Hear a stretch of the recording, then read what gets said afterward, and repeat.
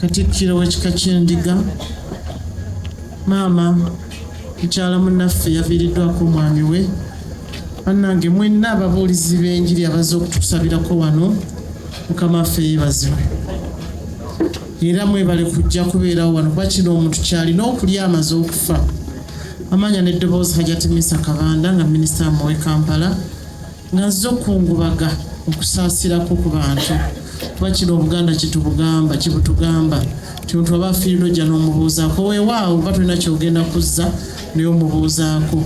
Naye ffe mu kabinenti awo nalipo gyeseewogwawo watabadde era tukungubaze nga tukungubagira omukulu ono kuba leero lwa Mande tubeera tuli mu kabinenti.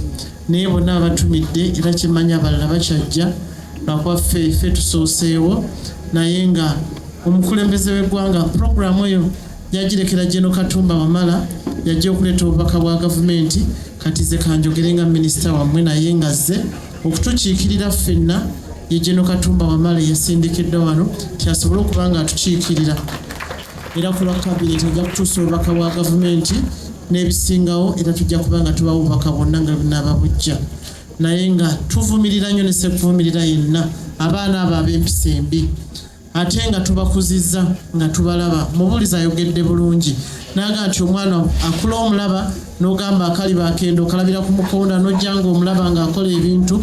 Kati ku luno situlina gwe tugenda kuwaayiriza kubanga batugee nti abaana abase ba ku kyalo kuno ate nga baŋŋambyeko ti ate era bakika kino kwegamba kibi nnyo okuba nti kizze ti ate Sseronkooma asse bbosa. Ekyo ekibi kijja mutambulirako ne bw'aba azadde mwana ne bw'ali bamuleseewo kijja mutambulirako.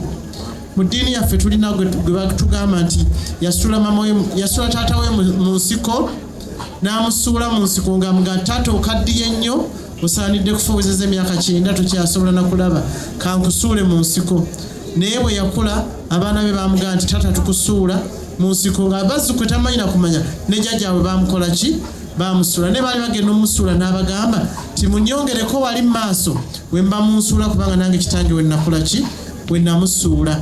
Era bwe kibi we kyakoma kwegamba n'abanga naye amaze okwolera eggwanga abantu ne batereera bonna. N'olwekyo ono yakikoze ne famire agitaddemu ekizibu na buli kimu kyonna. Naye ng'abatuuze tusaba twebuulirire mu ddiini zaffe ze tusoma tusaba Katonda asaasire namwandu kubanga omuntu yenna aviiriddwako omwami we aviiriddwako mukyala we aviiriddwako omwana we ne bazadde be gwe tolina kyosobola kubagamba bo babamanyi obulumi bwe bawulira era ffe abaali babituuseeko tumanyi kyoba owulira ne Katonda yekka yasobola okuziba eddibu eryo eriba liriwo. Tusaba Katonda ono amulamuze ekisa kuba abadde musajja mulungi nnyo abadde mwami mulungi nnyo omuweereza omulungi atalina kyosobola muga nti kyekino n'olugendo lwe balukomyawo. Katonda amusaasire akwate olugendo lwakutte naye ate amusasule musera mu byakoze naffe abasigadde ku nsi tumuyigireko asobole okuba nga naffe tusobole okuba nga tuweereza bye tulina okuweereza. Obuvunaanyizibwa tubukwate bulungi tuweereze eggwanga lyaffe tuweereze Obuganda tuweereze gavumenti yaffe nga tulina ogiweereza n'abantu baffe kuba yagambye nti abaana amaka tugaweereze bulungi. Bannaye mwebale kujja tukungubagirako Mukama abasasule musera kantwale obuyinza buno okuyita obuvunaanyizibwa okuyita Jeno Katumba Wamala ajja ayogere obuvunaanyizibwa obumuleese wano ate ndowooza ku lwa Katonda n'ensi yange balamusizza nnyo.